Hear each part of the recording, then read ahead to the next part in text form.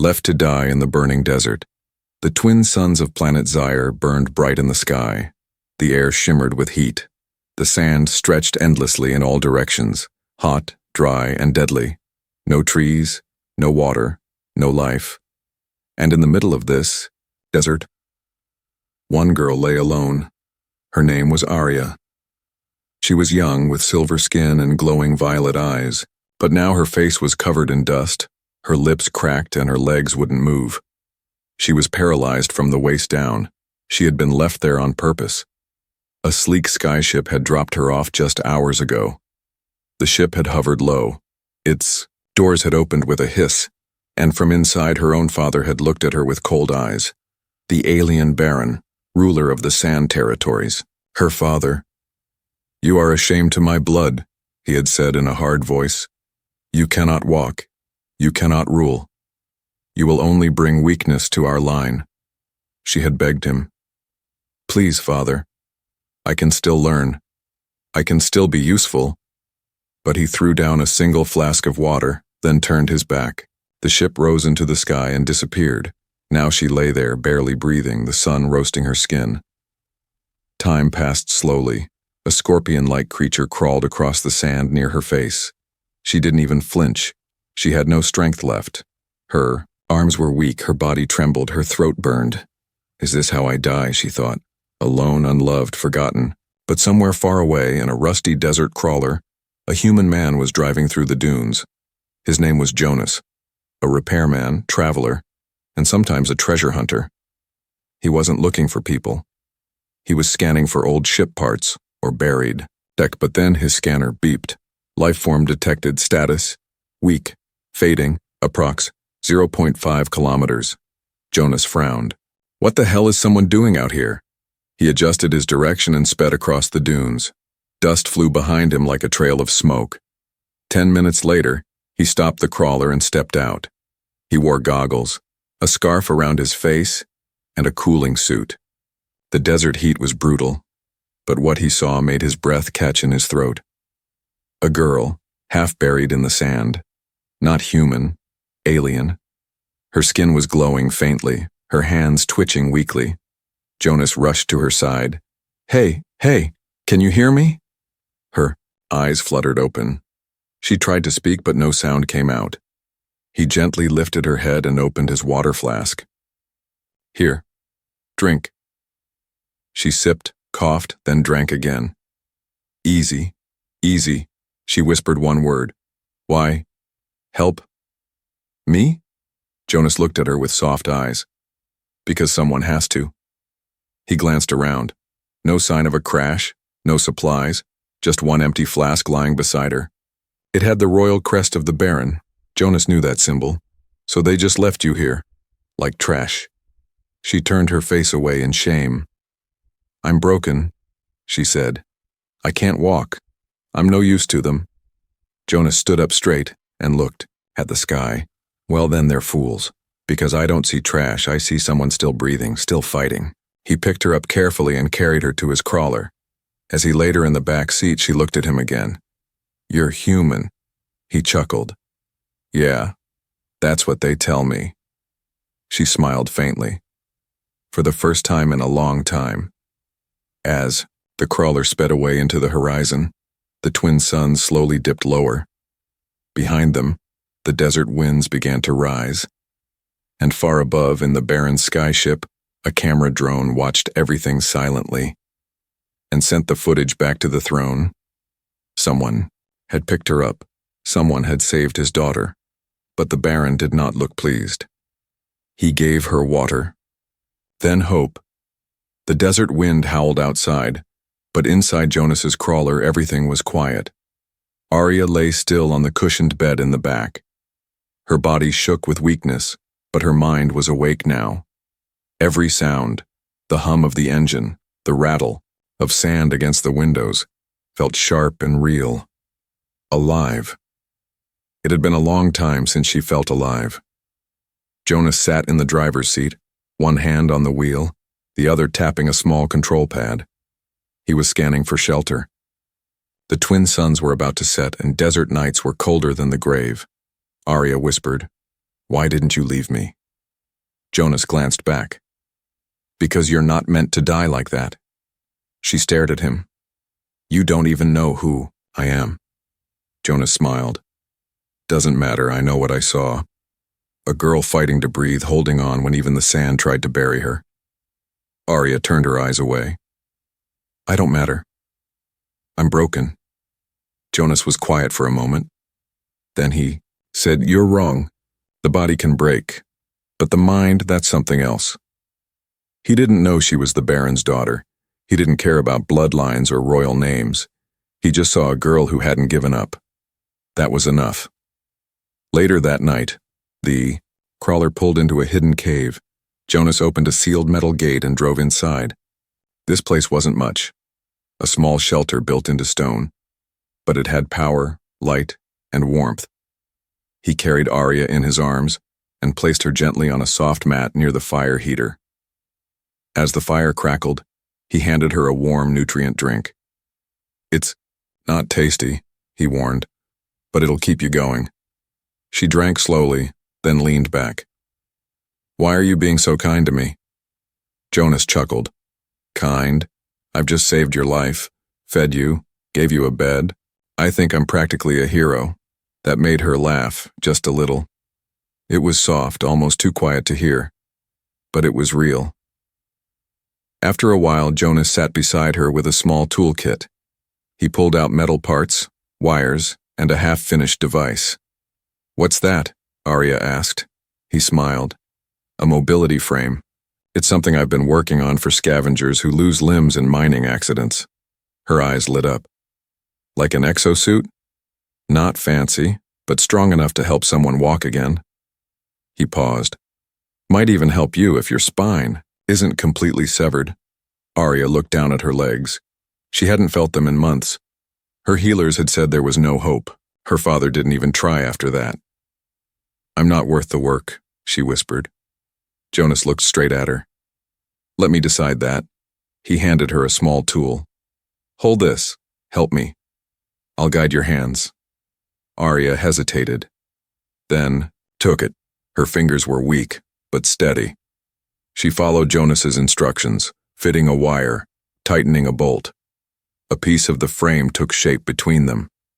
For the first time, she wasn't just lying still. She was building something.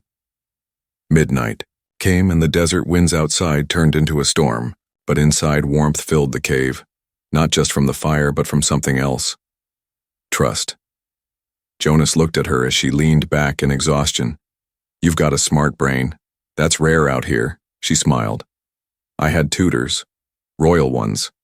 Jonas raised an eyebrow. Royale? She hesitated, then said softly, I'm Arya Velsera, daughter of Baron Vornak. Jonas didn't react the way she expected. No shock, no bowing. No fear. He simply said, So that's the fool who left you in the sand. She blinked. You're not afraid of him? Jonas chuckled. Lady, I fought space pirates and fixed a reactor with duct tape. I don't fear some gold-covered warlord who tosses his own kid away. Arya stared at him for a long time. And in that moment, something changed inside her. For the first time in her life, someone looked at her, not as a royal, not as a burden, but as a person. Not broken, not weak, just Arya. But outside, far beyond, the shelter's walls, a satellite drone locked onto her energy signature. It beeped silently and sent the signal back to the Baron's warship. Inside the ship, the Baron stared at the screen. His face was stone. She lives, he said coldly. But not for long. He turned to his hunters. Send the desert beasts. Make sure the body is never found. A body that would not move. A mind that would not break. The desert storm raged outside the cave. Winds screamed like angry ghosts. Sand slammed against the rocky walls. But deep inside the shelter, there was silence, except for the soft sound of metal tools and the quiet breaths of two people working. Arya sat propped up on a makeshift chair made from salvaged ship parts and blankets. Her legs still wouldn't move, but her hands were busy. She gripped a small tool with care, her fingers slow but precise. Beside her, Jonas adjusted a metal frame on the ground. It looked like the skeleton of strange armor, thin rods, joint motors, padded straps. The beginnings of a mobility suit. This part, Jonas said, pointing to a blue cable, connects the spinal input to the hip rotators. Arya leaned forward, sweat on her forehead. What if my spine is too damaged? Jonas didn't look up. Then we rewire the brain signals. I've seen tech do more with less. We're not giving up. She was quiet for a moment. Then she said softly, "They told me I'd never walk again. My father said I was cursed. Punishment from the stars." Jonas looked at her. Really looked. "You're not cursed. You're just unwanted by someone too blind to see your worth." That night, Arya dreamed. In her dream, she was standing, tall, strong, walking across the desert with fire in her eyes. People followed her, not as a princess, but as a leader. Then she woke up, sweating, heart racing. She looked down at her legs. Still lifeless, still numb, but the dream gave her something real, a goal. Over the next few days, the shelter became a lab. Jonas scavenged parts from wrecked drones and mining bots. Arya read blueprints and taught herself interface design. They argued sometimes. He was messy, she was precise. But they made progress. The mobility suit began to take shape. It had twin leg braces, servo joints at the knees, and soft pads for comfort. It was clunky, not perfect, but it might work. Jonas attached the control harness to her upper back. "This will let your arms guide your legs. It won't feel natural, but it'll move." Arya was scared. She didn't say it, but Jonas saw it in her eyes. "You don't have to prove anything," he said. She looked at him. "Yes, I do. To myself." With great care, he lifted her into the suit and locked the braces around her legs. She gripped the control handles. Jonas stepped back. "Ready?" She nodded once. The suit hummed. Lights blinked. Her right leg jerked forward, unsteady, then the left. She took one step, then another. She stumbled and almost fell, but Jonas caught her. Arya looked up, shocked. I moved," she whispered. I stood. Tears filled her eyes, not from pain, but from victory. Even if it was only a few steps, it was hers. They celebrated with warm food and laughter. But outside, something moved. In the shadows of the dunes, massive creatures crept through the sand. Long claws, scaly hides, glowing yellow eyes, desert trackers, half beast, half machine, silent, deadly, loyal only to the Baron. They had her scent, and they were coming. Back in the cave, Jonas checked the scanner. He froze. "Arya, something's wrong." She looked up, her joy fading. "What is it?" He turned the screen to her. 6 red blips, moving fast, surrounding their location. "They're hunting us." She swallowed. "My father sent them." Jonas nodded. "And they're not here to talk." He grabbed his blaster, checked the energy cells. "You stay here, lock the cave door." Arya clenched her fists. "I can help." "You can barely walk." She looked him dead in the eye.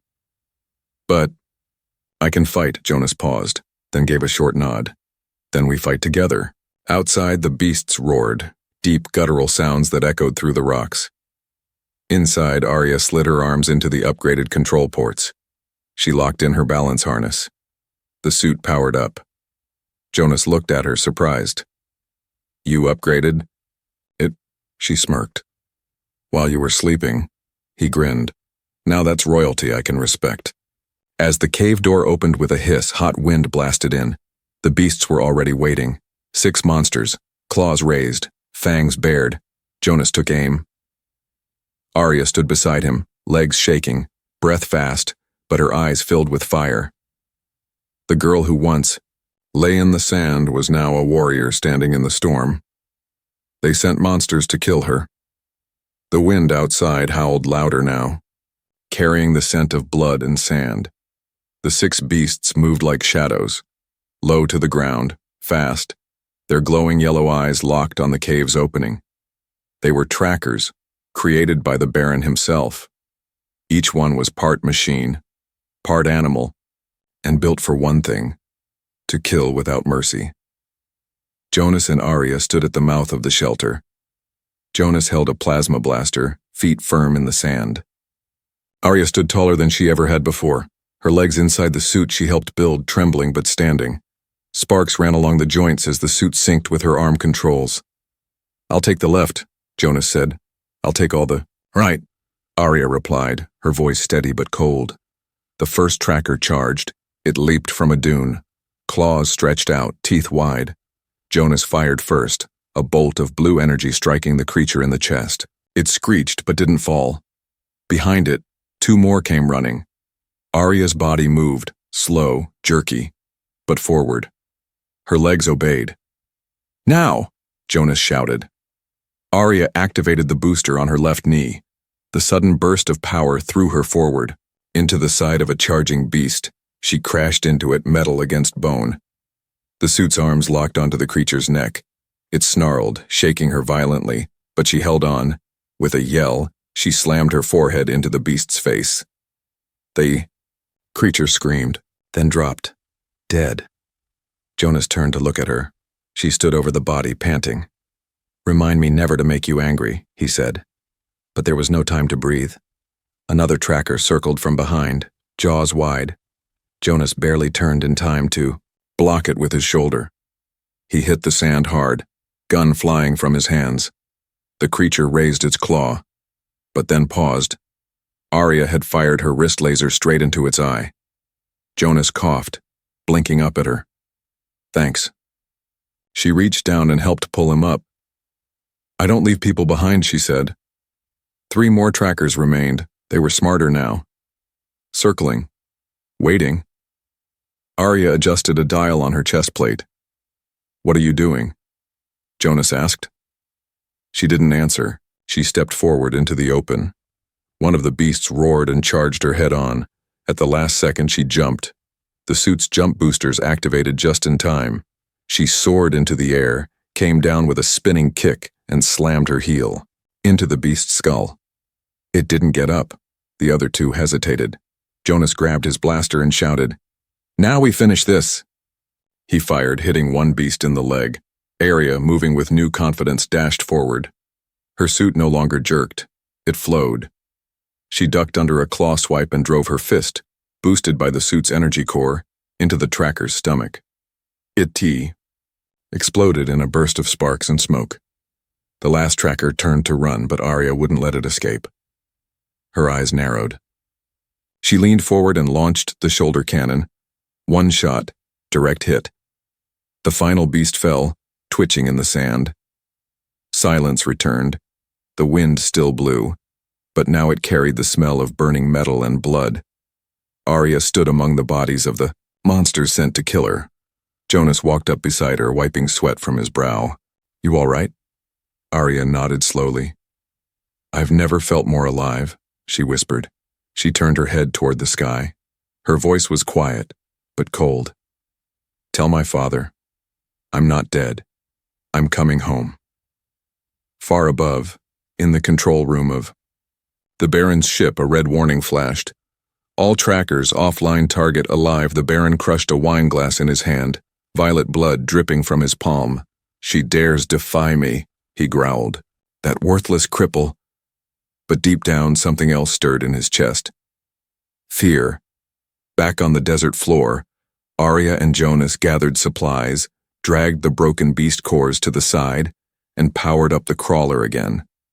Jonas glanced at her as she sat tall in her seat.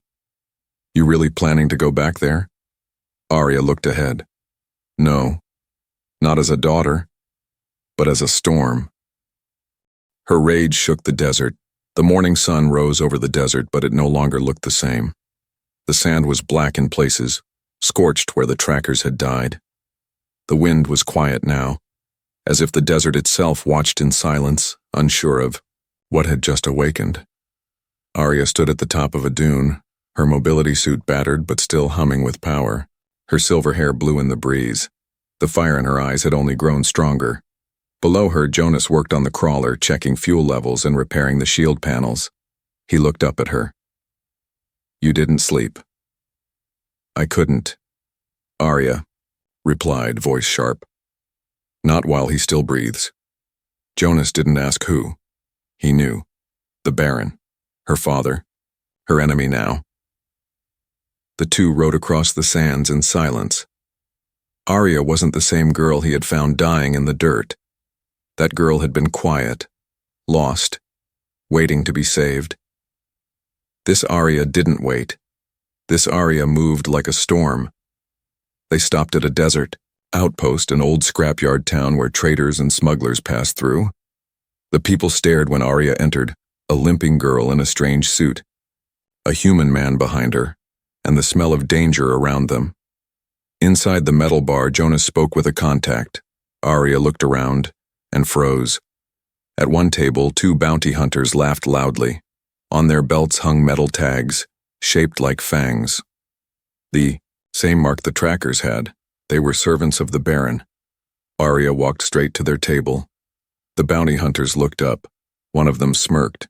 "You lost, little doll," she answered by grabbing his drink and smashing it into his face. He roared in pain, glass cutting his cheek. The other pulled a knife. But Jonas had already moved, grabbing his wrist and twisting it hard. Arya leaned close to the bleeding hunter. "Tell your master this. His ghost walks, and it remembers everything." The man panicked, nodded quickly. Arya turned and walked out. The room was silent. Outside, Jonas caught up with her.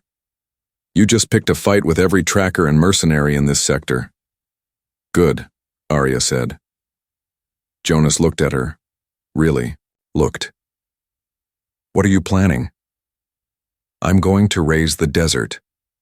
They spent the next week traveling from outpost to outpost. Everywhere they went, Arya left a message. Not with violence, but with power. She helped a broken village repair their defense tower. She taught a child with weak legs how to stand using a lighter version of her suit. She spoke to the unwanted, the broken, the outcasts, and they listened. Her voice spread like fire in dry grass. "The Baron threw me away because I couldn't walk. Now I stand. What about you?" One by one, they joined her. Old warbots, retired fighters, mechanics, farmers with nothing to lose. They didn't follow her because she was royal. They followed her because she was proof that even the broken could rise. Jonas stood by her side, building, fixing, training. One night, under the stars, he watched her speak to a crowd of rebels by firelight. She was fierce, confident, clear. "She's not the girl I met," he whispered.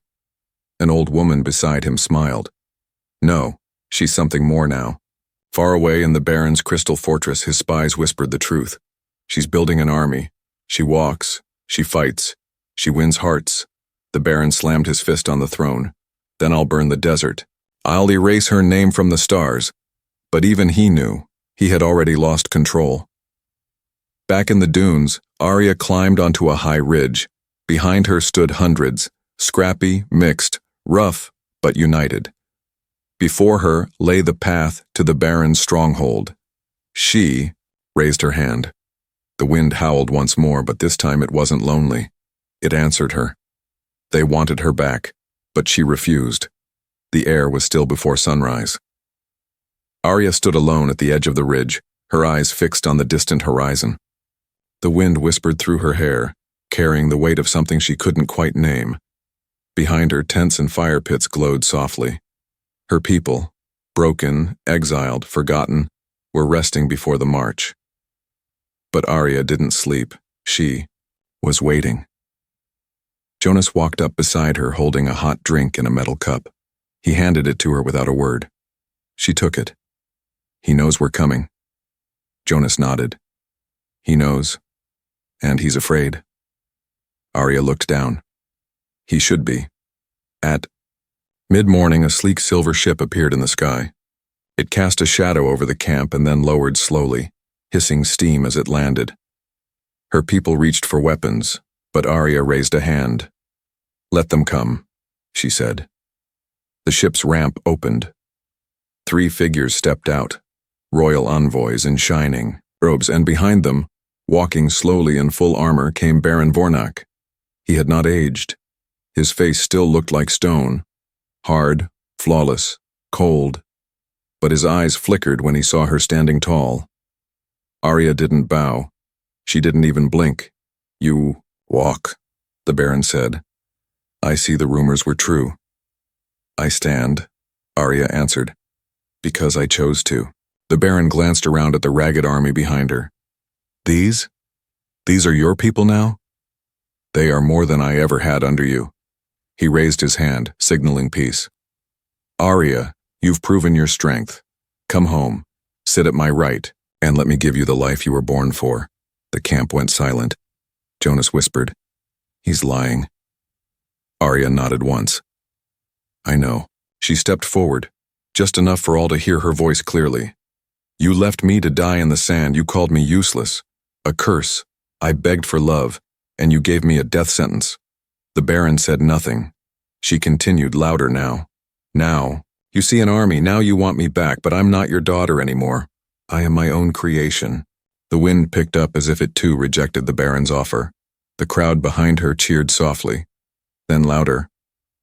Vornak's eyes narrowed. "Think carefully. I offer peace. You reject me. You will face war." Arya stared straight into his eyes. "Then, bring your war. But remember this, I survived your desert. I learned to walk without you. And I'm not afraid." She stepped forward until she was just inches from him. "I don't want your throne. I will take your crown so no one ever suffers like I did again." The Baron's face twisted, not in anger but in shock. He saw it now. This wasn't a girl in a suit. This was a force he could no longer control. He turned without another word. His guards followed. The ship lifted off in silence. That night, as the camp celebrated, Arya sat alone by the fire. Jonas approached. "You could have gone with him. Riches, power, safety." She shook her head. "It would have cost me everything I've built, everything I've become." Jonas sat beside her. "You really mean to take him down?" She looked at the stars. "I'm not doing this just for me anymore." He throws away the weak. Breaks the ones who fail. I used to believe him. But now I believe in us. The next morning, messengers ran through the camp. "The Baron has raised his fleet, his full guard. He's marching toward us." Jonas smirked. "Well, guess we got his attention." Arya stood tall. Then she looked at her people, some wounded, some old, some young, but all looking back with fire in their eyes. "He comes with weapons," she said. "Let him come." "But we have something stronger." One of the rebels asked. "What?" Arya raised her fist. "Purpose." The paralyzed princess who became a warrior. Queen. The ground shook. From the north, the Baron's army came like a black wave across the golden sands. Hover tanks, war beasts, drones, and elite guards in shining armor. They marched without mercy. Without fear. But at the heart of the rebels' camp, Arya stood tall on a raised platform. She was no longer in hiding, no longer surviving. She was leading. The suit she wore now was upgraded, sleeker, stronger. Her banner flew behind her. Oh, silver phoenix rising from flame. Jonas stood beside her, blaster in hand. "That's a lot of soldiers." Arya smiled. "Then we'll give them a story worth remembering." She turned to face her people. Outcasts, ex-slaves, orphans, wounded veterans. Some had nothing but old weapons or bare fists. But their eyes burned bright. Arya raised her voice so all could hear. "We were thrown away. Forgotten. Laughed at. Left to die. But we didn't die. We stood. Not because we were the strongest, but because we didn't stop believing we mattered." She pointed toward the enemy lines. "Now they come to bury us again." She placed her hand on her chest. "But this time, they face more than broken bodies. They face broken hearts that chose to heal. Let the sands remember us as warriors. The crowd roared. The battle began. Baron Vornak's ships opened fire, blue plasma lighting the skies. But Arya's rebels were ready. Camouflaged cannons rose from dune trenches. Energy shields shimmered to life. Old warbots, patched up with love and rust, charged into the field with heavy feet. Jonas led a strike team to flank the Baron's elite. Arya, in the heart of the battlefield, became something else entirely. Her suit boosted her forward. One leap and she crashed into a hover tank. She ripped off the hatch and pulled the pilot out with one arm. All around her, rebels followed her lead. They had no fear. Not while she stood. The Baron watched from his command ship, fury boiling in his chest. She was supposed to be a shadow, he growled, a forgotten child. An officer said, "She's winning hearts, my lord. The soldiers fear her." The Baron grabbed his sword. "Then I'll face her myself." He landed in the center of the battlefield, crushing sand under his boots. His armor gleamed like a god's. He walked forward, cutting down any rebel who came close. Arya saw him and she stepped out to meet him. They stood face to face once again. "You come to finish me?" she asked. "I come to remind you who you belong to." She raised her arms, energy crackling from her suit. "I don't belong to you, I never did." They fought. Steel against energy, old power against new spirit. The Baron was trained, strong, and cruel, but Arya was something else. She was born in pain, raised in fire, and shaped by hope. The battle shook the dunes. Finally, Arya slammed her fist into the Baron's chest plate, breaking it open. He fell to his knees, gasping. Around them, the battlefield grew still. She stood over him. He whispered, "End me, then take my throne." But Arya turned her back. "I don't want your throne," she said. "I'll build something better." Cheers exploded around her. The rebels dropped their weapons, crying, hugging, laughing. The war was over. But Arya's journey had just begun. Weeks later, the desert had changed. Where ruins once stood, now rose New Velsera, a city of hope, built by all, for all. Arya was not called princess anymore. She was called Queen of the Burned Sands, but she sat on no golden throne. She walked among her people, still wearing the suit that gave her back her legs, still smiling at every child who now dared to dream. One little girl with crutches ran up to her. "Is it true you couldn't walk once?" Arya knelt beside her. "It's true. But I learned something." "What?" "That standing up is not about legs, it's about heart." As night fell, Jonas joined her at the city walls. He handed her a small piece of metal, the broken crest from the Baron's armor. She took it and threw it into the fire. "Let the past burn," she said. He nodded. "Long live the queen." She smiled. "Not a queen," she said. "A builder, a fighter, a storm."